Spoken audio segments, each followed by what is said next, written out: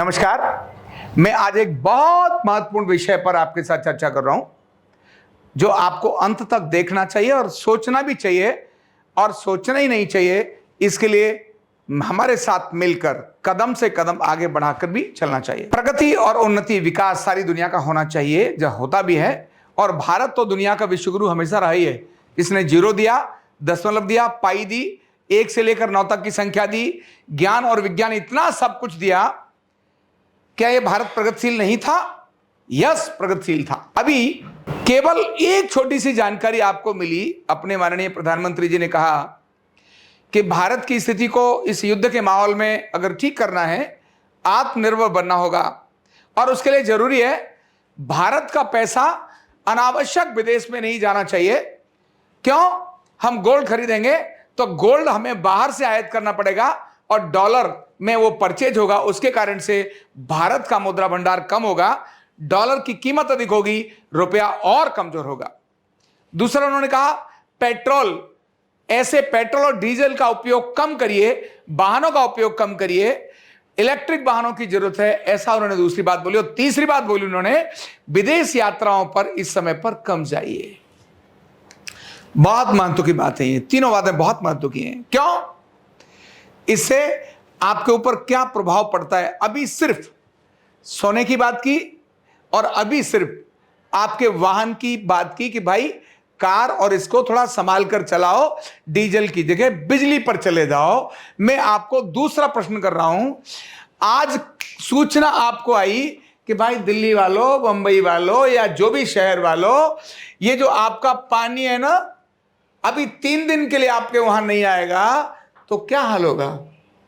केवल पानी की सप्लाई आपके एरिया में नहीं आएगी, क्या हाल होगा? जरा सोचो। साथ ही अगर आ गया कि भाई केवल 3 दिन सारे देश की बिजली नहीं रहेगी, बिजली गुल कर दी जाएगी, खत्म कर दी जाएगी, तब क्या होगा आपके गर्मी का? क्या होगा आपके व्यवसाय का, आपकी अर्थव्यवस्था का? क्या हाल होगा आपके बच्चों की पढ़ाई का? और क्या हाल होगा अपने हॉस्पिटल्स का? जहां जीवन देने की बात करते हैं, उन हॉस्पिटल की बात कर रहा हूं। क्या हाल होगा? क्या होगा और ऑपरेशन का? क्या होगा वो आईसीयू का? क्या होगा अपने हॉस्पिटल्स का? साथ ही बड़े बुजुर्गों की हालत क्या होगी? रसोई, उसका क्या हाल होगा? और यातायात की व्यवस्था किस प्रकार की चलेगी? ट्रेन सारी रुक जाएंगी, मेट्रो सारी रुक जाएंगी, और आपके मोबाइल की बैटरी भी डिस्चार्ज हो जाएगी। केवल एक अकेली बिजली 3 दिन चली जाए तो क्या होगा? जरा सोचो। साथ ही अगर अपने हॉस्पिटल्स में केवल कर्मचारी या डॉक्टर्स ने 2 से 3 दिन की हड़ताल कर दी, 1 दिन की हड़ताल कर दी, उस समय क्या होगा? समझ में आता है? केवल इतने पर ही जनजीवन पर कितना गहरा प्रभाव पड़ेगा। आपातकालीन सेवाएं ठप हो जाती हैं। ऐसे में जो मरीज, जो भयंकर रोग से पीड़ित है, उसकी क्या हाल हो जाएगा? जो बड़े बुजुर्ग हैं, जिन्हें समय पर इलाज चलना चाहिए, मौत का आंकड़ा उसके अंदर बढ़ जाएगा, और दवाई और सेवाओं की किल्लत आ जाएगी। गंभीर रोगियों का इलाज लेना बहुत मुश्किल हो जाएगा, और लंबी लंबी लाइनें। केवल हॉस्पिटल की बात कर रहा हूं, केवल 2 दिन हॉस्पिटल की व्यवस्था ठप कर दिया है। कल्पना करके देखो कितने निर्भर हो। और इतना ही नहीं, मैंने केवल कहा पेट्रोल पंप। अभी पेट्रोल की बात की, पेट्रोल पंप ने अगर 2 दिन की हड़ताल कर दी, या फिर जो यातायात व्यवस्था है ना, उसने थोड़ी सी वहां के लोगों ने हड़ताल कर दी, तो सारा जनजीवन आपका ठप हो जाता है। और एक बात और बता रहा हूं, इंटरनेट वालों ने सिर्फ आधे घंटे के लिए अगर आपको बंद कर दिया इंटरनेट, कि भाई इंटरनेट आधे घंटे के लिए नहीं होगा क्योंकि सैटेलाइट ठीक नहीं है, जिसकी बैंक में जो पैसा था वो गदम, क्योंकि इंटरनेट में ही है।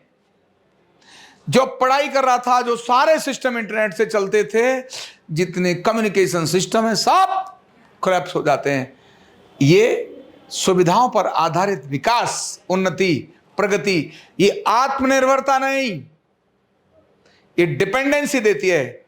और इसलिए आत्मनिर्भर बनने के लिए भारत की अपनी चीजों को मजबूत करना होगा, क्योंकि आज हम इन सारे संसाधनों पर विदेश पर निर्भर हैं।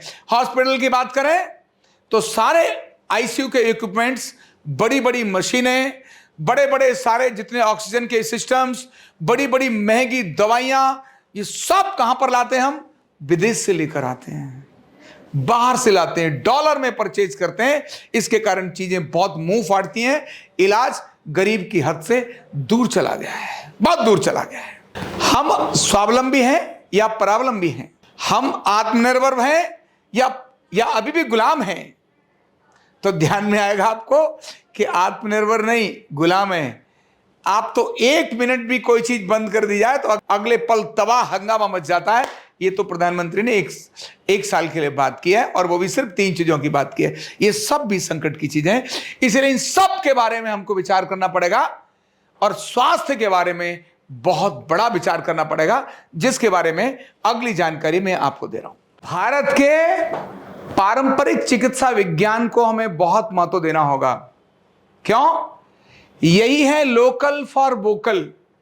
प्रधानमंत्री ने जिस बात को बोला है कि हमें स्वदेशी अपनाना है, भारत की चीजों को बल देना है, भारत की चीजों को महत्व देना है, तो ध्यान रखना, मैं केवल एक ही बात बोलूंगा कि भारत की पारंपरिक चिकित्साएं, लोकल चिकित्साएं, जिनके अंदर आयुर्वेद है, अर्धनारीश्वर चिकित्सा है, अर्धनारीश्वर चिकित्सा के अंदर तो किसी प्रकार की औषधि नहीं, किसी प्रकार का साइड इफेक्ट नहीं, किसी प्रकार की मशीन नहीं, और स्थानीय स्तर पर सारी प्रॉब्लम्स को सॉल्व कर सकता है, और गवर्नमेंट अप्रूव्ड है। कौशल विकास मंत्रालय ने इसको मान्यता दी है। एजुकेशन मंत्रालय के अंदर यूनिवर्सिटी का इसका कार्यक्रम चल रहा है, डिग्री प्रोग्राम। और इतना ही नहीं, सीबीएसई के अंदर आने के लिए भी एनसीईआरटी ने इस पर बहुत सारी वीडियो शूट करके अपने चैनल पर चलाई है। फायदा क्या है इसका? तो एलोपैथिक सिस्टम होना चाहिए, कोई ऐसा नहीं है कि नहीं, जरूर होना चाहिए, लेकिन हर बीमारी के लिए ऑपरेशन और अस्पताल पर निर्भर रहने की आवश्यकता नहीं। 70% से अधिक प्रॉब्लम्स को भारत की पारंपरिक चिकित्साएं उनको रोक सकती हैं। अर्धनारीश्वर चिकित्सा उनमें से एक है जो रोक सकती है।